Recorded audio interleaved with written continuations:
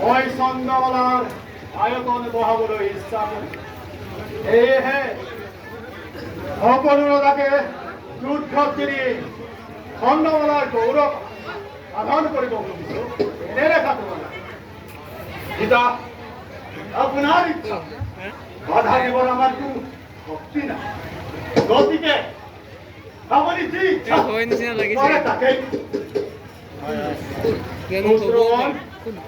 ৰাৱণক দি দিলো যেতিয়া নাই আৰু কোনো ভয়ৰ কাৰণ।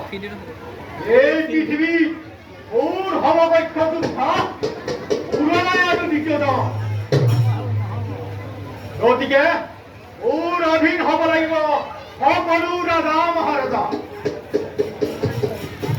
সেয়েহে সকলোকে বৎসৰ স্বীকাৰ আৰু আয়তন বহাম মই ৰাজ্যৰ চাৰিসীমা। উত্তম কথা পিতা, চন্দ্ৰমালা গৌৰৱ